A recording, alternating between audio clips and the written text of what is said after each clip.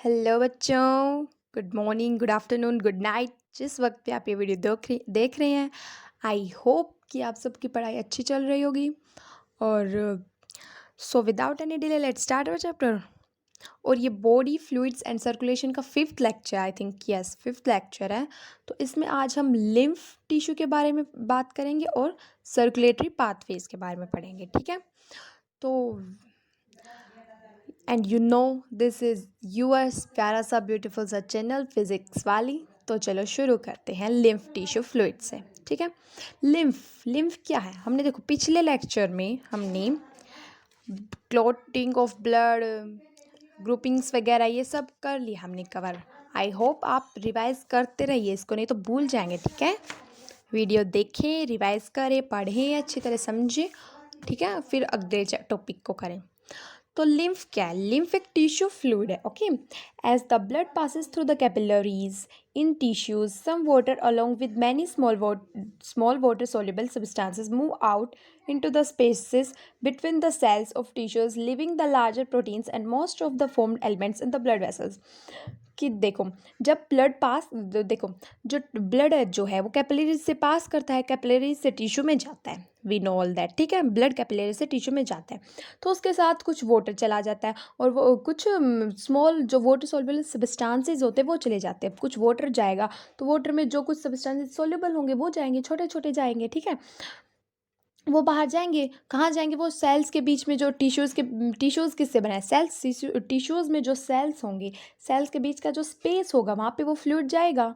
मतलब जो भी सब्सटेंस निकला है वाटर, ब्लड के साथ वाटर और स्मॉल वाटर सॉल्युबल सब्सटेंसेस वो वहाँ जाएंगे, सेल्स के स्पेस में, बीच में जो स्पेस प्रेजेंट है वहाँ जाएंगे। और कुछ फॉर्म्ड एलिमेंट्स जो ब्लड वेसल्स में बड़े बड़े रह गए, लार्जर प्रोटीन्स है, वो वहीं रह जाएंगे, ब्लड वेसल्स में रहेंगे, ठीक है। तो जो this fluid released out is called the interstitial fluid. जो फ्लूइड बाहर आया उसको हम बोलेंगे इंटरस्टिशियल फ्लूइड या फिर टिश्यू फ्लूइड। क्या बोलेंगे? इंटरस्टिशियल फ्लूइड या फिर टिश्यू फ्लूइड, ओके। जब भी तो तुमने सुना होगा कि कोई टिश्यू वाले चैप्टर में, किसी भी चैप्टर में, कि सेल के बाद इंटरस्टिशियल फ्लूइड प्रेजेंट होता है, तो ये वही फ्लूइड है, ओके। जो ब्लड अपने साथ लाता है कुछ सब्सटेंस को, उसी फ्लूइड को इंटरस्टिशियल फ्लूइड बोलता है। वो सेल के बाहर इसलिए रहता है क्योंकि ब्लड आता जाता रहता है। मतलब जब भी हम ब्रीदिंग करते हैं तो ब्लड जाता आता रहता है, या ऑक्सीजन लेके, मतलब इतनी जल्दी वो सेल्स के आसपास जाता है, तो लगता है ऐसा है कि वो जो फ्लूइड है वो सेल्स के ही है, सेल्स के बाहर हमेशा प्रेजेंट रहता है, ठीक है। बट ऐसा होता नहीं है, okay. It has the same mineral distribution as that in the plasma. इसके पास वही सेम मिनरल न्यूट्रिशन होंगे जो प्लाज्मा में होते हैं, वही मिनरल्स होंगे जो हमने पढ़े थे प्लाज्मा में कौन कौन से होते हैं। हमने ये मिनरल सेल कंपोनेंट्स पढ़ा था ना, जो वही इसमें होंगे, okay. Exchange of nutrients, gases etcetera between the blood and the cells always occur through the fluid. ये इसी फ्लूइड के कारण क्या होगा? जो exchange of nutrients, gases, O2 and CO2 का वो अकर हो जाएगा, ठीक है। ब्लड और सेल्स के बीच में इस फ्लूइड के थ्रू हो जाएगा वो। An elaborate network of vessels का lymphatic system collects this fluid and drains it back to the major veins.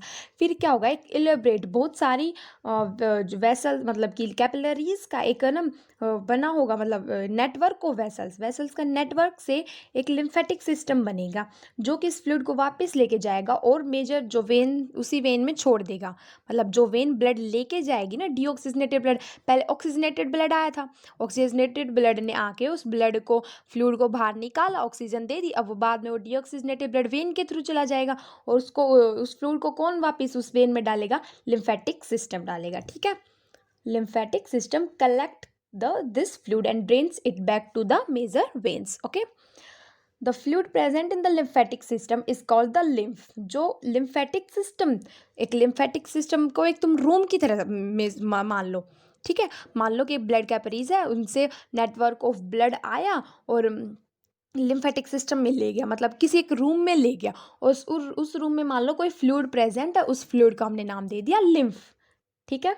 Lymph is a colourless fluid. Lymph एक कलरलेस फ्लूइड है, वाटर जैसा, कंटेनिंग स्पेशलाइज्ड लिम्फोसाइट, जिसमें lymphocytes होंगे specialised. Lymphocytes होंगे जो कि किसके लिए रिस्पॉन्सिबल होंगे, इम्यूनो रिस्पॉन्स के लिए। हमने पढ़ा था लिम्फोसाइट्स का मेन फंक्शन क्या होता है, इम्यूनो रिस्पॉन्सेज हमने पहले भी पढ़ा। ठीक है, अभी दिखाती हूँ, देखो हमने पढ़ा हुआ है इम्यूनो रिस्पॉन्सेज के। देखो ये रहा,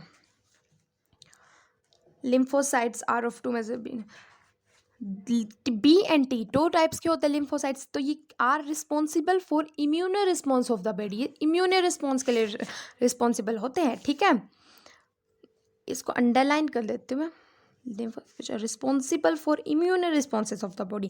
lymph is also an important carrier for nutrients. lymph भी जो उसके अंदर का जो कलरलेस फ्लूइड है वो भी एक इम्पोर्टेंट करियर है न्यूट्रिएंट्स के लिए, हॉर्मोन्स के लिए, मिनरल्स एटसेट्रा इनके लिए। ठीक है, फैट्स जो है fats are absorbed through lymph in the lacteals present in the interstitial villi.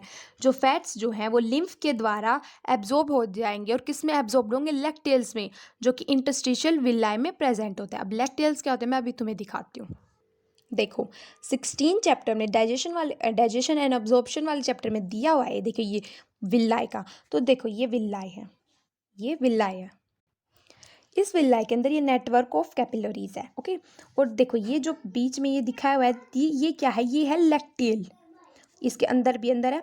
तो फैट जो है यहाँ से जाएंगे और इसके अंदर लैक्टियल के अंदर जो है एब्जॉर्ब हो जाएंगे। ठीक है, ये लैक्टियल, इसका नाम लैक्टियल दे दिया है। ठीक है, ये लैक्टियल वाइट कलर का होता है, मतलब इसके अंदर फैट्स जो है एब्जॉर्ब होते हैं। ओके, ठीक है, तो lymph is also an important carrier for nutrients, hormones etc. fats are absorbed through lymph in the lacteals. अभी मैंने दिखा lacteals में फिल जो फैट्स है वो एब्जॉर्ब होंगे।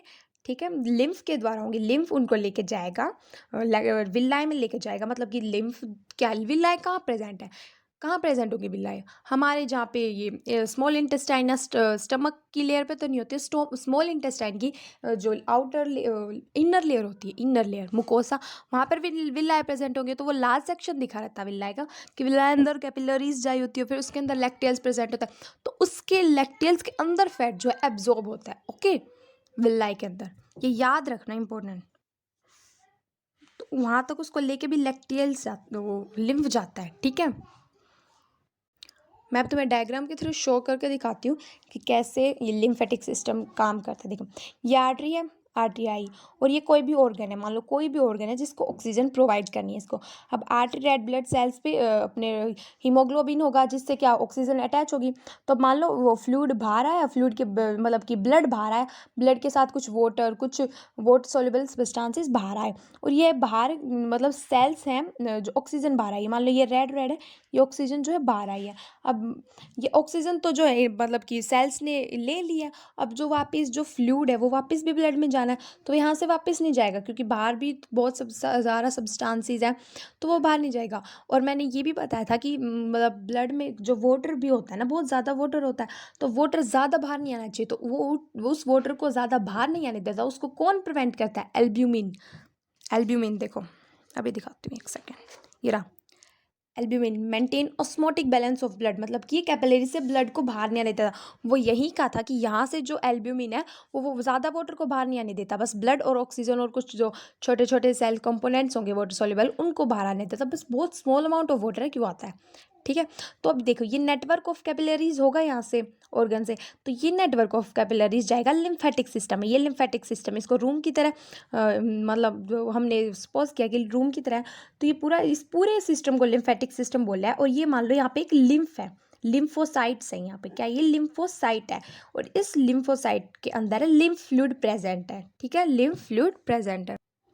ये पूरा क्या है, ये पूरा जो है ये क्या है, ये लिम्फेटिक सिस्टम है। ये पूरा रूम की तरह जिसको हमने अज्यूम किया था, ये क्या है, ये लिम्फेटिक सिस्टम है। ओके, तो और ये जो ये कैपिलरी से जाके ये एक वेसल बनी है, इसको हम बोलेंगे लिम्फ वेसल, और इसके अंदर लिम्फेटिक सिस्टम के अंदर कुछ लिम्फोसाइट्स प्रेजेंट होंगे, ये सेल्स हैं।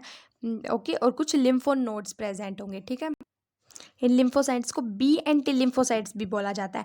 इनका फंक्शन क्या होता है ये हमें बताएंगे। अगर मान लो कोई बैक्टीरिया आ गया ब्लड में, कोई बैक्टीरिया, तो ये लिम्फोसाइट्स देखेंगे कि अगर कोई बैक्टीरिया तो नहीं आ गया, अगर कोई बैक्टीरिया आ गया तो ये उसको एनगल्फ कर लेंगे। ठीक है, तो ये मतलब एनगल्फ नहीं करेंगे, मतलब हमारी बॉडी को रिस्पॉन्स देंगे, एनगल्फ भी कर जाते हैं बट मेनली हमारी बॉडी को रिस्पॉन्स देते कि बैक्टीरिया आ गया, फिर इम्यून सिस्टम होगा कुछ ऐसा, फिर उसको मार दिया जाएगा। ठीक है, तो लिम्फोसाइट्स का ये फंक्शन है। लिम्फोनोड्स का भी यही फंक्शन, मान लो कोई डस्ट वगैरह कुछ भी बैक्टीरिया है तो वही लिम्फोनोड्स और लिम्फोसाइट्स का एक ही फंक्शन, ठीक है। अब देखो वो फ्लूइड जो लिम्फ वेसल के थ्रू, लिम्फ कैपिलरीज फिर लिम्फ वेसल के थ्रू लिम्फेटिक सिस्टम में आ गया फ्लूइड। अब ये फ्लूइड को वापस जो ये लिम्फ वेसल यहाँ पे वेन में पहुँचा देगी और वापस से चला जाएगा फ्लूइड, ठीक है। ये सारा हमारा लिम्फेटिक सिस्टम था लिम्फ का, ओके। अब आगे हम पढ़ते हैं circulatory pathways. The circulatory patterns are of two types, open और क्लोज। हमें पता है जो हमारे सर्कुलेटरी पाथवेज पैटर्न्स है वो दो टाइप के होते हैं, एक को बोलते हैं ओपन सर्कुलेटरी पाथवे और सेकंड को close circulatory pathway. Open circulatory system is present in arthropods and mollusc. जो ओपन सर्कुलेटरी सिस्टम है वो लोअर ऑर्गेनिजम्स में था, और जैसे कि आर्थ्रोपोड्स मोलस्क, इतने भी लोअर नहीं, मतलब मीडियम। ज़्यादा लोअर्स में थे जैसे स्पॉन्जेस सीलेंट्रेट्स, उनमें तो सर्कुलेटरी सिस्टम था ही नहीं, उनकी तो बात ही छोड़ दो। आर्थ्रोपोड्स और मोलस्क में आया था तो ओपन सर्कुलेटरी सिस्टम आया था। इसमें क्या होता है ओपन सर्कुलेटरी सिस्टम में कि जो ब्लड है वो blood pumped by the heart passes through the large vessels into the open spaces और बॉडीज कैविटी कॉल्ड सिन्यूक्सिस। देखो जो हार्ट जो है ब्लड को पंप करेगा, ठीक है, उसको बाहर ब्लड को पंप करेगा, तो एक वेसल होगी, सिर्फ एक ही वेसल होगी, फिर बाद में कोई कैपिलरीज वगैरह को कुछ नहीं होगा, सीधा ब्लड जाएगा पूरी बॉडी में, यूँ सेल्स के बाहर पड़ा होगा ऐसे ही ब्लड जाएगा। मतलब जैसे कोई डीऑक्सीजनेटेड ऑक्सीजनेटेड की ब्लड के कोई डिफ्रेंशिएटेड नहीं होगी, बस हार्ट में होगी लेकिन बाहर नहीं होगी क्योंकि वेसल्स ही नहीं बनी है, ठीक है, तो ब्लड ऐसे ही जाएगा। लेकिन क्या होता है एनालिट्स एंड कोडेट्स के पास एक क्लोज सर्कुलेटरी सिस्टम है। एनालिट्स एंड कोडेट्स के पास, किसके पास है एनालिट्स एंड कोडेट्स के पास क्लोज सर्कुलेटरी सिस्टम आ चुका था, जिसमें क्या होता था blood pumped by the heart is always circulated through a close network of blood vessels. Blood vessels के बिल्कुल क्लोज नेटवर्क होता था ब्लड वेसल्स का, उसके थ्रू ब्लड पंप किया जाता था। हमारे देख लो हमारी कैपिलरीज होती है क्लोज होती है, कौन सा ब्लड उनसे बाहर थोड़ी नहीं निकलता कैपिलरीज से, क्लोज नेटवर्क है ब्लड वेसल्स का, ठीक है। This pattern is considered to be more advantageous as the flow of fluid can be more precisely regulated. हाँ इस पैटर्न को ज़्यादा एडवांटेज दे क्योंकि अच्छा है ये, ठीक है, और एडवांस्ड है, okay. All vertebrates possesses a muscular chambered heart. सभी वर्टेब्रेट्स क्या पोजेस करती है मस्कुलर चैम्बर्ड हार्ट। चैम्बर्ड मतलब जिसमें चैम्बर्स में डिवाइड किया गया, चैम्बर्ड। मस्कुलर मीन्स मसल्स का बना हुआ, muscular chambered heart. Fishes have a two chamber heart. Fishes के पास कितने चैम्बर का हार्ट होता है, टू। फिशेस के बाद टू चैम्बर हार्ट होता है विद एन एक एट्रियम होगा एक ही वेंट्रिकल। मतलब क्या होगा कि जैसे हमारा हार्ट में तो क्या है ये एट्रियम वेंट्रिकल और एट्रियम, उसमें क्या होगा एक ही मतलब ऐसे पूरा जैसे दो है ना, तो ये दो एट्रियम होते हैं हमारे में, तो उसका क्या होगा ऐसे एक ही एट्रियम और एक ही वेंट्रिकल होगा, ये हार्ट यहाँ से वेन्स चले जाएंगे, बस ऐसा होता है, ठीक है। ऐसे देखो एक एट्रियम होगा एक वेंट्रिकल और फिर यहाँ से वेन्स और जो भी जाएंगे वो यहाँ से चले जाएंगे, बस एक ही एट्रियम और एक ही वेंट्रिकल होगा, ऐसे होता है फिशेस में, टू चैम्बर्ड हार्ट होता है। Amphibians and the reptiles except crocodiles. देखो ये एक्सेप्शन आ गया, मान लो सोच लो कितनी इंपॉर्टेंट होगी, बहुत ही इंपॉर्टेंट है। एम्फीबियंस और रेप्टाइल्स में थ्री चैम्बर्ड हार्ट होता है, लेकिन जो क्रोकोडाइल है उसमें नहीं होता, ये एक्सेप्शन है क्योंकि जो क्रोकोडाइल है वो भी एम्फीबियंस और रेप्टाइल्स इन्हीं की कैटेगरी में आता है, लेकिन उसके पास थ्री चैम्बर्ड हार्ट नहीं होता है, ठीक है। एम्फीबियंस और रेप्टाइल्स के पास थ्री चैम्बर्ड होता है, एक्सेप्शन क्रोकोडाइल है, क्रोकोडाइल के पास थ्री चैम्बर्ड हार्ट नहीं होता है। जो एम्फीबियंस और रेप्टाइल्स के थ्री चैम्बर्ड हार्ट है उनके पास वो उसमें क्या होगा दो एट्रिया होंगी और एक सिंगल वेंट्रिकल होगा, ठीक है। दो एट्रिया एक सिंगल वेंट्रिकल कैसे होंगे तो मैं शो करके दिखाती हूँ। मान लो ये है, यस, दो एट्रिया होंगे और दोनों एक ही वेंट्रिकल में ही डिवाइड होंगे, ऐसा कुछ होगा, ठीक है। मतलब ब्लड यहाँ से आएगा, यहाँ से आएगा ब्लड, यहाँ से मिक्स होगा, मतलब यहाँ पे डीऑक्सीजनेटेड ऑक्सीजनेटेड ब्लड मिक्स हो जाएगा, कोई डिवीज़न नहीं होगी, ठीक है। Three chamber heart, three chambered में ये होता है, थ्री चैम्बर हार्ट में, ठीक है। तो ये एम्फीबियंस और रेप्टाइल्स के पास मिलता है थ्री चैम्बर्ड हार्ट, लेकिन एक्सेप्शन क्या है क्रोकोडाइल, क्रोकोडाइल एक्सेप्शन है, ठीक है। वेयर एज क्रोकोडाइल के और क्रोकोडाइल्स के पास, बर्ड्स मैमल्स के पास 4 चैम्बर्ड हार्ट आ जाता है। क्रोकोडाइल के पास 4 चैम्बर्ड होता है, बेसिकली एम्फीबियन हो ये क्योंकि एक्सेप्शन है, और बर्ड्स और मैमल्स के पास भी 4 चैम्बर्ड हार्ट आ गया क्योंकि बहुत और एडवांस वाले आ गए हैं ऑर्गेनिजम्स, ठीक है। तो इनमें 4 चैम्बर्ड हार्ट आ चुका है। 4 चैम्बर्ड हार्ट में क्या होते हैं, 2 एट्रिया 2 वेंट्रिकल्स होंगे, ऐसे एट्रिया वेंट्रिकल फिर एट्रिया फिर वेंट्रिकल ऐसे होगा। इसमें मतलब कि डीऑक्सीजनेटेड और ऑक्सीजनेटेड ब्लड की डिफरेंशिएशन होगी, ठीक है, वे मिक्सअप नहीं होंगे। Okay, in fishes the heart pumps out deoxygenated blood which is oxygenated by the gills and the supply to the body parts from where deoxygenated blood is returned to the heart single circulation। देखो fishes में क्या होगा, जो heart मान लो deoxygenated blood when के through heart में आ चुका है, अब उसको ऑक्सीजनेटेड हो गया, वो ब्लड ऑक्सीजनेटेड कर दिया गिल्स के द्वारा, वो ऑक्सीजनेटेड हो गया। फिशेस में तो गिल्स के द्वारा होता था ऑक्सीजनेटेड, हमें तो लंग्स के द्वारा होता है, लेकिन फिशेस में तो गिल्स के द्वारा ऑक्सीजनेटेड होगा ब्लड, ठीक है। अब वो डीऑक्सीजनेटेड ब्लड ऑक्सीजनेटेड हो चुका है गिल्स के द्वारा, अब क्या होगा, वो बॉडी पार्ट्स में सप्लाइड होगा, जो कि ऑक्सीजनेटेड ब्लड सप्लाइड होगा, फिर बाद में वो डीऑक्सीजनेटेड ब्लड वापिस से जो है हार्ट में आ जाएगा। और ये क्या है, सिंगल सर्कुलेशन है, मतलब सिंगल ही सर्कुलेशन हुई ना। ब्लड पहले क्या था, देखो मान लो ये है, फिशेस में तो 2 ऐसा होता है, एक एट्रिया होगा और एक वेंट्रिकल, तो ये डीऑक्सीजनेटेड ब्लड आया, और फिर वापस से ये वेंट्रिकल में आया, और वेंट्रिकल से जाके ये मान लो यहाँ पे इसके गिल्स हैं, गिल्स में जाएगा, ऑक्सीजनेटेड होकर वापस से यहाँ पे आएगा और यहीं से निकल जाएगा, और यहीं से ओर्टा में निकल जाएगा।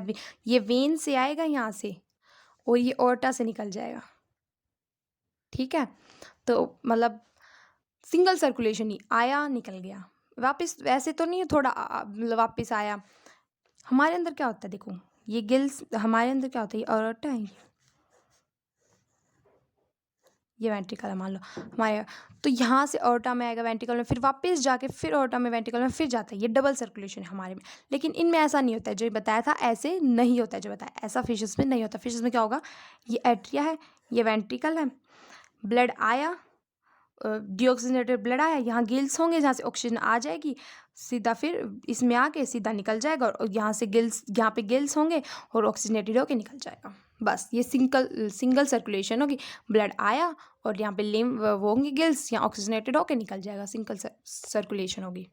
ओके, तो यहाँ पे यही बताया गया कि in fishes the heart pumps out deoxygenated blood which is oxygenated by the gills and supplied to the body parts from where which is deoxygenated blood is return to the heart is called single circulation. इसमें single circulation हुई है, blood गया, मतलब blood आया deoxygenated blood, उसमें heart में आया, gills के थ्रू ऑक्सीजनेटेड होके वापस चला गया, सिंगल सर्कुलेशन, दोबारा नहीं आया, वो दोबारा डीऑक्सीजनेटेड आएगा, ऑक्सीजनेटेड दोबारा नहीं आया, ठीक है। In amphibians and reptiles, amphibians और रेप्टाइल्स में क्या होता है, जो लेफ्ट एट्रियम मतलब देखो, जो लेफ्ट एट्रियम होगा वो ऑक्सीजनेटेड ब्लड रिसीव करेगा, गिल से जो ब्लड है वो ऑक्सीजनेट होके जो रिसीव करेगा, ठीक है। लेफ्ट एट्रियम रिसीव करेगा ऑक्सीजनेटेड ब्लड को। अब देख, जो लेफ्ट एट्रियम रिसीव करेगा फिर वो क्या करेगा, कहाँ थे हम, हाँ, receives oxygenated blood from gills lungs skin, जो भी मतलब रेप्टाइल्स के पास, एम्फीबियंस के पास जो भी होंगे उनसे वो रिसीव कर, गिल्स हो गए तो गिल्स से, लंग्स होंगे तो लंग्स से, स्किन हो गए तो स्किन से उसने रिसीव कर लिया ऑक्सीजनेटेड ब्लड। अब वो and the right atrium gets the deoxygenated blood, और राइट एट्रियम डीऑक्सीजनेटेड ब्लड लेगा from the other body parts से, मतलब तुम्हें however they get mixed up in the single ventricle. देखो मैं तुम्हें डायग्राम से समझाती हूँ, देखो एम्फीबियंस और रेप्टाइल्स की बात कर रही हूँ मैं, एम्फीबियंस एंड रेप्टाइल्स। तो देखो क्या होगा, उनका हार्ट कुछ ऐसा होगा, ये क्या हो गया, पेन को भी ना पता नहीं क्या ही हो जाता है। मान लो ये है एट्रियम और ये दूसरा एट्रियम है, वेंट्रिकल दोनों में एक ही होगा, कुछ ऐसा उनका हार्ट होगा, ठीक है, ऐसा होगा उनका हार्ट। तो क्या होगा, यहाँ पे होगी वेन, ये होगी वेन जो कि डीऑक्सीजनेटेड ब्लड लाएगी,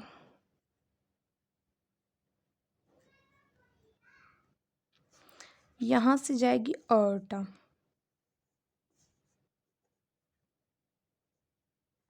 जो कि ऑक्सीजनेटेड ब्लड लेके जाएगी।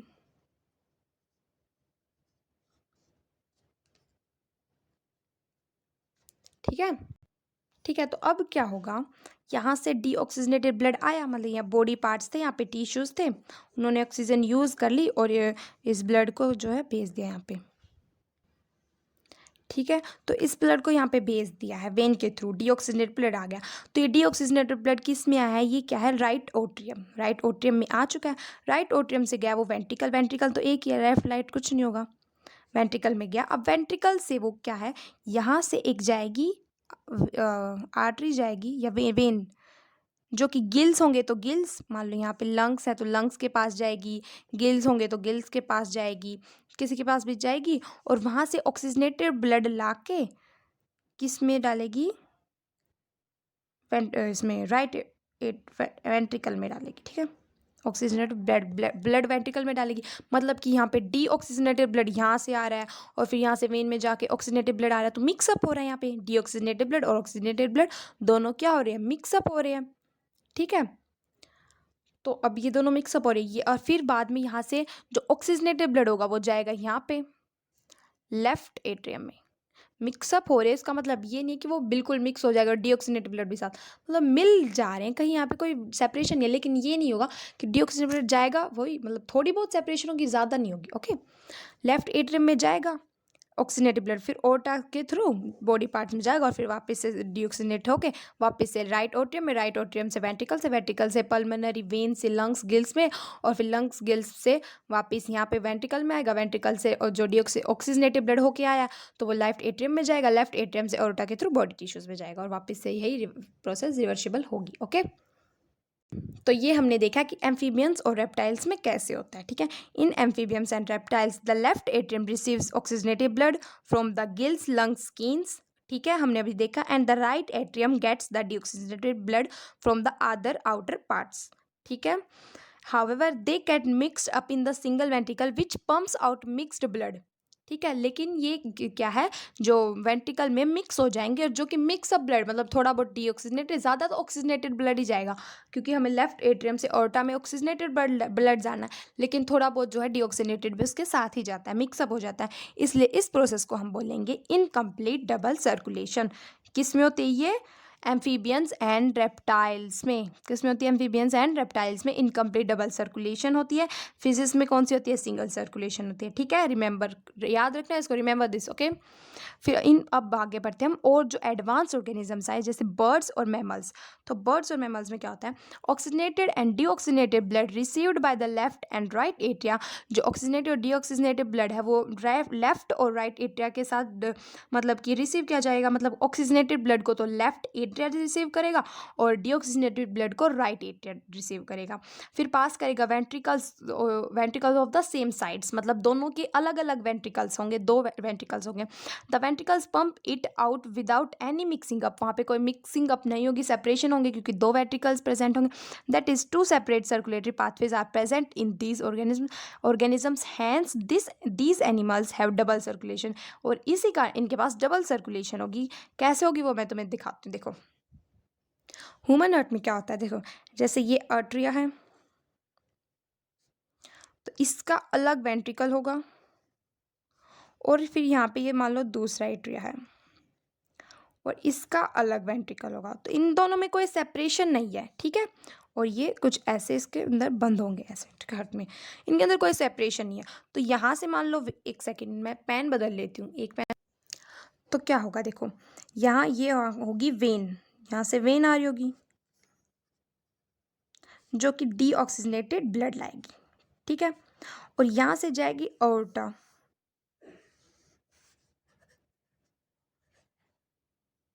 जो कि ऑक्सीजनेटेड ब्लड लेके जाएगी।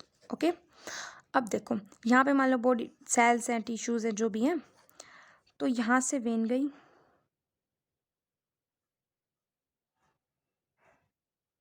कैपिलरीज में डिवाइड थी ये।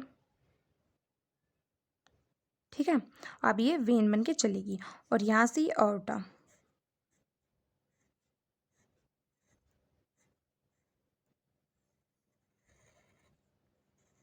जो कैपिलरीज में डिवाइड थी, फिर बाद में वो एक ऑर्टा बन के चलेगी।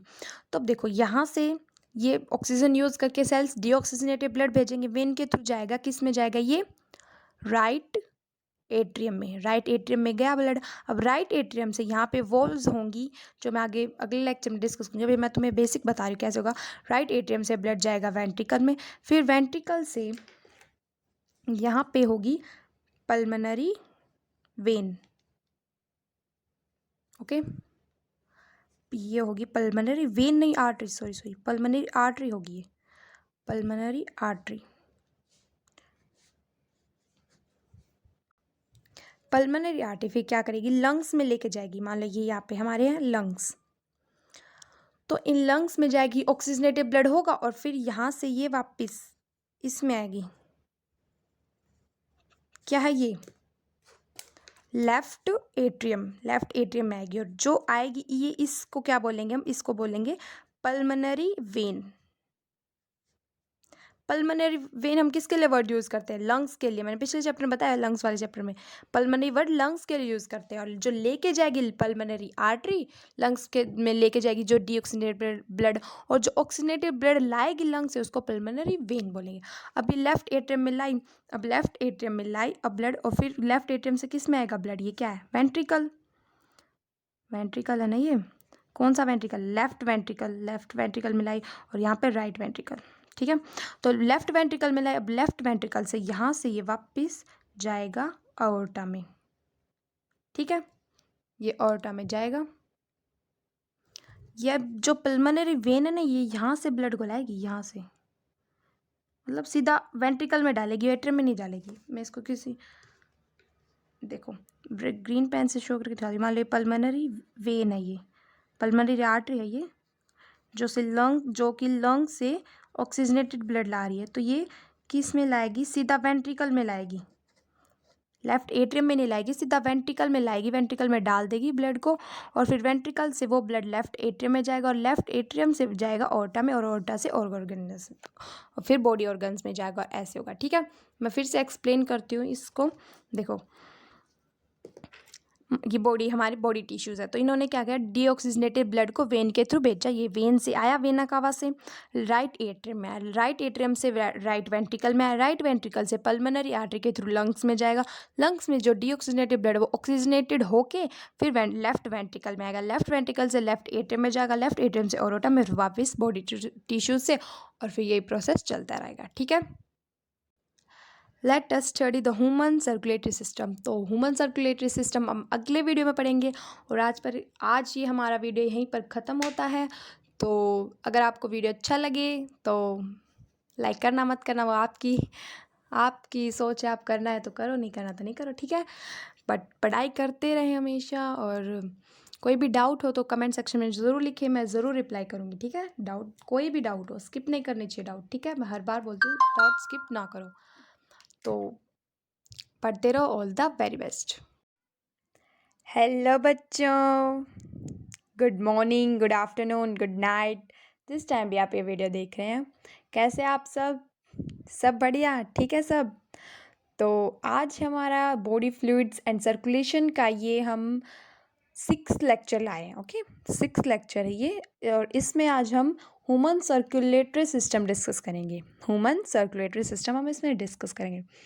So without any delay, let's start our video, and you know this is your प्यारा सा ब्यूटीफुल सा चैनल फिजिक्स वाली, एंड तो चलो कॉपी पेन लेके बैठ जाओ और पढ़ाई करो, ओके। ह्यूमन सर्कुलेटरी सिस्टम, जिसको हम ब्लड वस्कुलर सिस्टम भी बोलते हैं, क्या बोलते हैं, ब्लड वस्कुलर सिस्टम, ओके।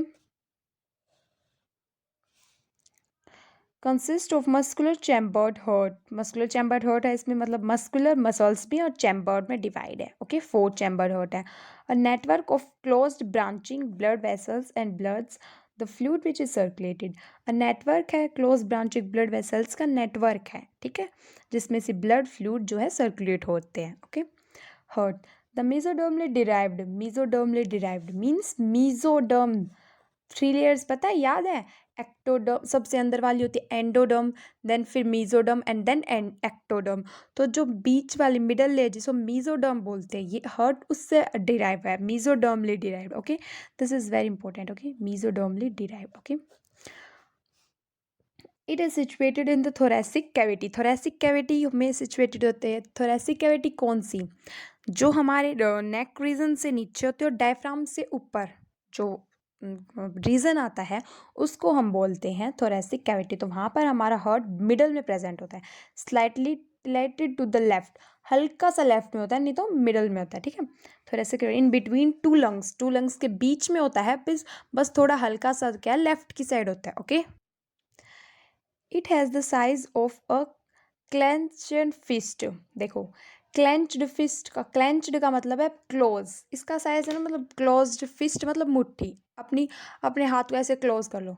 तो जो ये साइज है ना हमारा, यही साइज होता है हर्ट का। ओके, ऐसा ही हर्ट दिखता है। देखो ये रहा, हर्ट का यही साइज होता है, जैसे कि कोई मुट्ठी का बंद कर रखी हो, हाथ हमारा बंद है ऐसे, तो क्लेंच्ड फिस्ट की तरह इसका साइज होता है। Okay, it is protected by a double walled membrane bag, pericardium. ये देखो, ये मतलब कि it is protected by double walled membranous bag. Double walled membranous bag से ये प्रोटेक्टेड होता है। देखो डायफ्राम में, देखो यहाँ पे ये डबल बैग होगी, डबल लेयर होगी, डबल। ठीक है, जिसको हम बोलेंगे पेरिकार्डियम। जो हार्ट की आउटर लेयर होती है उसको हम पेरिकार्डियम बोलेंगे, जो कि डबल मेम्ब्रेनस है, डबल वोल्ड मेम्ब्रेनस बैग की तरह। ठीक है, डबल वोल है, डबल वोल्ड, याद रखना, डबल वोल्ड, पेरिकार्डियम। ठीक है, पेरिकार्डियम। ओके, जिसके अंदर क्या होगा, पेरिकार्डियल फ्लूइड होगा, enclosing the pericardial fluid. Okay, our heart has 4 chambers. हमारे हार्ट के पास 4 चैम्बर्स होते हैं, we all know that. Okay,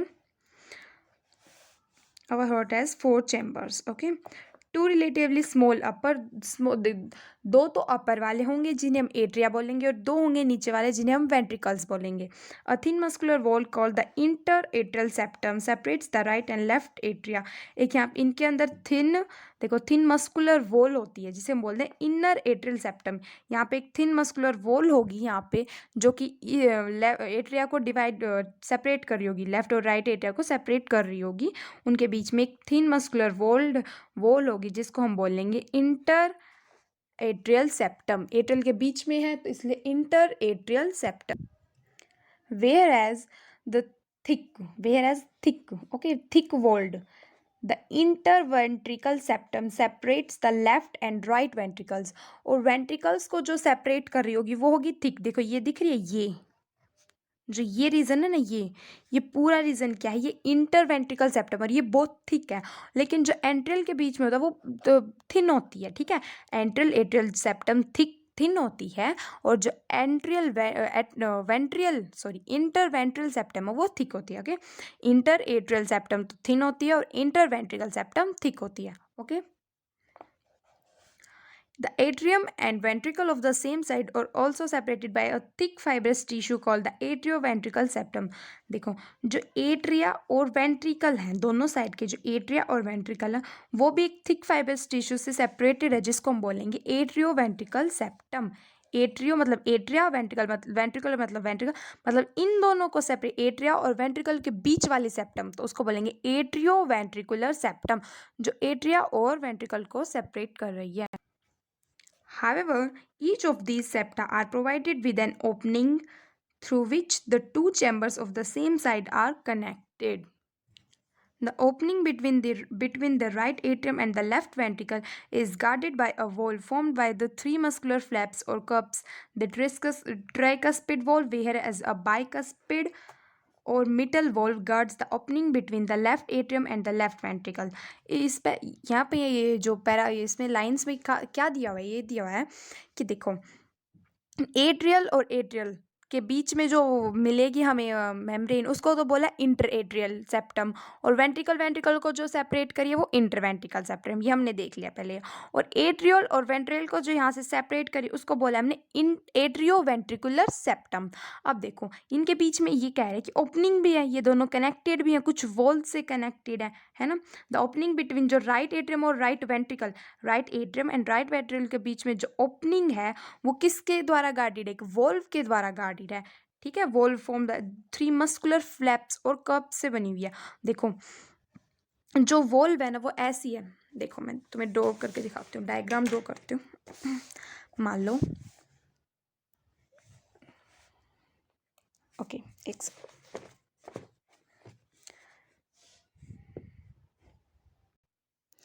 ये हमारा एट्रियम है, okay, and this is our ventricle.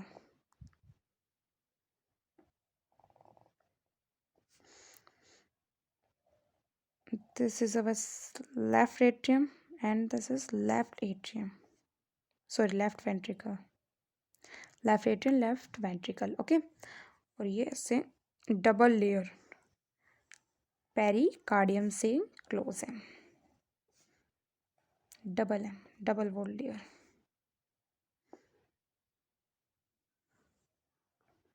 इस डबल वॉल लेयर, ये डबल वॉल है pericardium.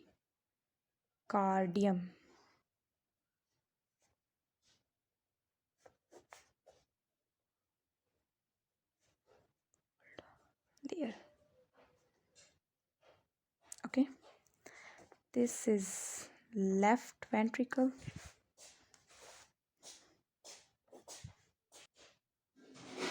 okay, this is our left atrium, okay, left atrium. This is right ventricle and this is right atrium, okay. मेरे को I think ये बीच में बनाना था, एक second में दोबारा बनाती हूँ इसको। ओके मैंने इसको बीच में बना दिया, ठीक है, मतलब टिश्यूज़ वगैरह भी शोन करने ना। तो देखो यहाँ पे मान लो हमारे बॉडी टिश्यूज़ हैं, सेल्स हैं जिससे टिश्यू बना है, तो बॉडी टिश्यूज़, ओके। तो यहाँ से क्या जाएगी हमारी वेन्स को मैं ग्रीन कलर में दिखा देती हूँ क्योंकि डिफ्रेंशिएट कर सकूँ।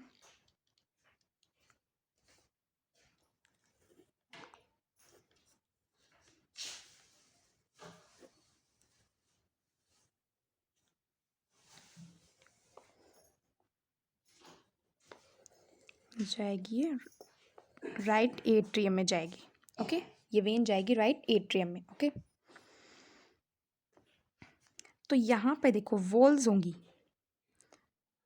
ठीक है, जो कि जिसके देखो इसमें यहाँ पे क्या लिखा हुआ था, ये लिखा हुआ था, देखो मैं वही शो तुम्हें वॉल्स दिखा रही हूँ।